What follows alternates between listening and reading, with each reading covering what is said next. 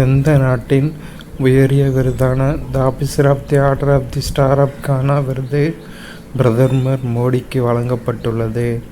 கானா. கானா நாட்டிலிருந்து பிரதமர் மோடிக்கு விருது வழங்கப்பட்டிருக்கு. அந்த விருதோட பேர் the officer of the order of the star of Ghana. 2025ஆம் ஆண்டுக்கான சாங்காய் ஒத்துழைப்பு அமைப்பின் தலைமை பொறுப்பினை எந்த நாடு வகிக்கிறது? சீனா. உறுப்பு தானம் செய்பவர்களின் உடலுக்கு அரசு சார்பில் மரியாதை செலுத்தப்படும் என எந்த ஆண்டு அறிவிக்கப்பட்டது? 2023. பாரத ஸ்டேட் வங்கி எந்த ஆண்டு தொடங்கப்பட்டது? 1955. அண்ணா தலைமைத்துவ விருது யாருக்கு வழங்கப்படுகிறது? தலைமை ஆசிரியர். அக்னி 5 பங்கர் பஸ்டர் ஏவுகணையை எந்த நிறுவனம் உருவாக்கியுள்ளது? DRDO. இந்திய பசிபிக் பிராந்தியத்தில் அமைதி பாதுகாப்பு ஸ்திரத்தன்மையை ஏற்படுத்த உருவாக்கப்பட்ட கூட்டமைப்பு எது? குவாட். தமிழகத்தில் தங்க நகை பூங்கா எங்கு அமைக்கப்பட உள்ளது? கோயம்புத்தூர். மழைக்கால கூட்டத்தொடரின் காலம் என்ன? July to September. சர்வதேச பிளாஸ்டிக் பைகள் இல்லாத தினம் எந்த தேதியில் அனுசரிக்கப்படுகிறது? ஜூலை 3. எங்கு அமைந்துள்ள பல்கலைக்கழகத்துக்கு முன்னாள் பிரதமர் மன்மோகன் சிங் பெயர் சூட்டப்படுகிறது? பெங்களூரு. எந்த மாநிலத்தின் வாக்காளர் பட்டியலில் சிறப்பு தீவிர திருத்தம் மேற்கொள்ளப்படுகிறது? பீகார். இப்போ இது கரண்டாக போயிட்டுருக்க பெரிய ப்ராப்ளம். அதனால தான் நாடாளுமன்றத்தில் அமளி வருது. குடும்ப சுகாதார செலவினங்கள் குறித்த கணக்கெடுப்பை எந்த நிறுவனம் நடத்துகிறது? NSO. எந்த தேசிய நெடுஞ்சாலைக்குட்பட்ட பிரிவில் பரமக்குடி ராமநாதபுரம் இடையே 4 வழிச்சாலை அமைப்பதற்காக மத்திய அமைச்சரவை ஒப்புதல் அளித்துள்ளது? NH 87. ஜூலை 2025க்கான ஐநா பாதுகாப்பு கவுன்சில் தலைமை பொறுப்பை எந்த நாடு ஏற்கிறது? பாகிஸ்தான். இந்தியாவின் முதல் ஒருங்கிணைந்த வெள்ள முன்னறிவிப்பு தளம் எது? சீஃப்ளட். இந்தியாவில் ஆசிய கோப்பை ஹாக்கி போட்டி எங்கு நடைபெற உள்ளது? பீகார். உலகின் வளர்ச்சியில் இந்தியா கிட்டத்தட்ட எத்தனை சதவீதம் பங்களிக்கிறது? 16%. எந்த மாநிலத்தின் முன்னாள் ஆளுநரான சேகர் தத் காலமானார்? சத்தீஸ்கர். சமீபத்தில் காலமான டியோகோ ஜோடா எந்த விளையாட்டுடன் தொடர்புடையவர்? கால்பந்து. 14வது தலாய் லாமா யார்? டென்சின் கேட்ஸோ. இந்திய கடற்படையின் முதல் பெண் போர் விமானி யார்? ஆஸ்தா புனியா. பசுமை தமிழ்நாடு இயக்கம் எந்த ஆண்டு தொடங்கப்பட்டது? 2022. தகைசால் தமிழர் விருதானது யாருக்கு அறிவிக்கப்பட்டுள்ளது? KM Kader Mohideen. Nipah virus எதன் மூலம் மனிதர்களுக்கு பரவுகிறது? பன்றி. ஊட்டச்சத்து வேளாண்மை இயக்கத்தினை தொடங்கி வைத்தவர் யார்? MK ஸ்டாலின். வக்ஃப் திருத்தச் சட்டம் எந்த ஆண்டு நடைமுறைக்கு வந்தது? 2025. ஆசிய யூத் மற்றும் ஜூனியர் பளுதூக்குதல் சாம்பியன்ஷிப்பில் இந்தியாவின் பங்குனி தாரா எந்த பதக்கம் வென்றார்? வெள்ளி. எந்த துறைமுகத்தை இயக்க மகாமகதி இன்ஃப்ரா சர்வீஸ் பிரைவேட் லிமிடெட் நிறுவனம் மற்றும் தமிழ்நாடு ஏற்றுக்கொண்டது? கடலூர். பத்மஸ்ரீ விருது பெற்ற வேலு ஆசான் எந்த இசைக்கலைஞர் ஆவார்? பறை. மைக்ரோசாஃப்ட் நிறுவனத்தின் CEO யார்? சத்யா நாதல்லா. நாட்டின் 2வது ராக்கெட் ஏவுதளம் எங்கு அமைக்கப்பட உள்ளது? குலசேகரன்பட்டினம். நம்ம தூத்துக்குடி மாவட்டத்தில் குலசேகரன்பட்டினத்தில் அமைக்கப்பட உள்ளது. நாட்டின் முதல் தேசிய கூட்டுறவு பல்கலைக்கழகம் எங்கு அமைக்கப்படுகிறது? ஆனந்த் நகர். 2026ஆம் ஆண்டிற்கான பிரிக்ஸ் கூட்டமைப்பின் தலைமை பொறுப்பை எந்த நாடு ஏற்கிறது? இந்தியா. உங்களுடன் ஸ்டாலின் திட்டத்தின் கீழ் எத்தனை சிறப்பு முகாம்கள் நடத்தப்பட உள்ளன? 10,000. வாழ்ந்து காட்டுவோம் எந்த வங்கியின் நிதியுதவியுடன் செயல்படுத்தப்படுகிறது? உலக வங்கி. இன்னுயிர் காப்போம் திட்டம் எப்பொழுது தொடங்கப்பட்டது? 2021 டிசம்பர் 18. இந்தியா மற்றும் டிரினிடாட் டொபாகோ இடையே எத்தனை ஒப்பந்தங்கள் கையொப்பமாகின? 6. நான் முதல்வன் திட்டத்தால் எத்தனை மாணவர்கள் பயனடைந்துள்ளனர்? 41 லட்சம். உலகக்கோப்பை குத்துச்சண்டை போட்டியில் இந்தியாவின் சாக்சி எந்த பதக்கம் வென்றார்? வெள்ளி. 2025 ஆண்டுக்கான K.S. சுப்பிரமணியன் மொழிபெயர்ப்பு விருதுகள் யார் யாருக்கு அறிவிக்கப்பட்டுள்ளது? கார்த்திகை பாண்டியன் மற்றும் T.M. Raghuram. Super united rapid chess போட்டியில் சாம்பியன் பட்டம் வென்றவர் யார்? T. குகேஷ். தமிழ்நாட்டில் ஏழை மாணவர் விடுதிகள் எவ்வாறு பெயர் மாற்றம் செய்யப்பட்டுள்ளது?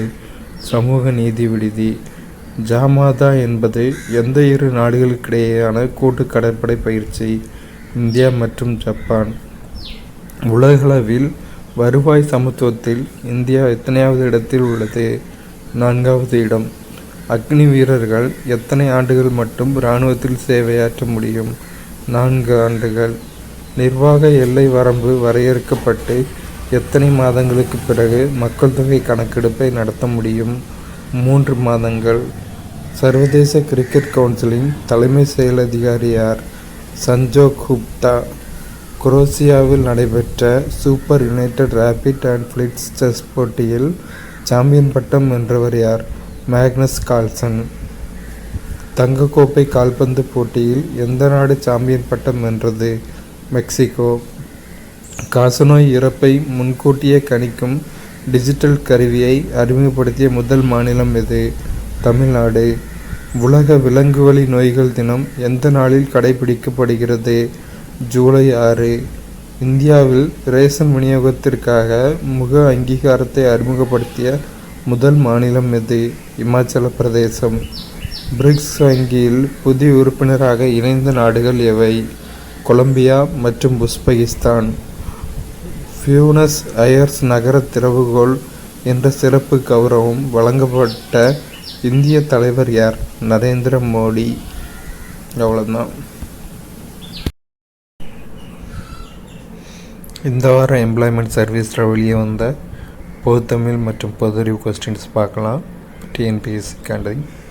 மொழி ஞாயிறு யார்? தேவநேய பாவாணர். புலமை கதிரவன் என்று தமிழறிஞர்களால் போற்றப்பட்டவர் யார்? மகாவித்வான் மீனாட்சி சுந்தரனார்.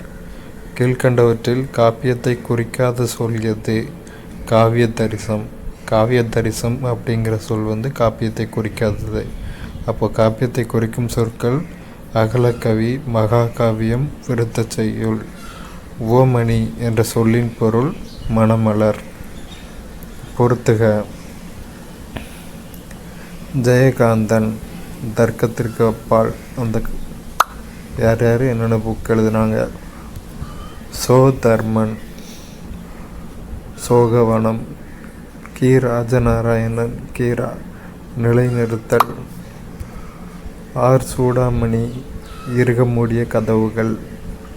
வேந்தருக்கு இயல்பாக இருக்க வேண்டிய பண்புகளாக வள்ளுவர் குறிப்பிடுவன: அச்சமின்மை, கொடையறிவு, உள்ளத்தின் ஊக்கம். ஆதிச்சநல்லூர் அகழாய்வு மாதிரிகள் தற்பொழுது பெர்லின் அருங்காட்சியகத்தில் உள்ளன. அடுத்து மாங்குளம் தமிழ் பிராமி கல்வெட்டில் குறிக்கப்பட்டிருக்கும் பெயர் நெடுஞ்செழியன். பயனில் சொல் பாராட்டு ஆணை வள்ளுவர் எவ்வாறு அழைக்கிறார்? மக்கட்பதடி. திருநாவுக்கரசர் கல்வியில் கரையில்லாத என குறிப்பிட்ட நகரம் எது? காஞ்சி. கல்வியில் கரையிலா காஞ்சி. அயோத்திதாச பண்டிதர் தொடங்கிய வாராந்திர பத்திரிகையின் பெயர் என்ன? ஒரு பைசா தமிழன். வள்ளுவரின் வாக்குப்படி மனித குலத்திற்குரிய சிறந்த அணிகலன் எது? இன்சொல். அடுத்து பொதுறிவில் உள்ள கொஸ்டின்ஸ் பார்க்கலாம். 2023 ஆண்டு தமிழ்நாடு அரசின் தகைசால் தமிழர் விருது பெற்றவர் யார்? கே. வீரமணி. இந்தியாவின் கோவில் நகரம் எது? புவனேஸ்வர்.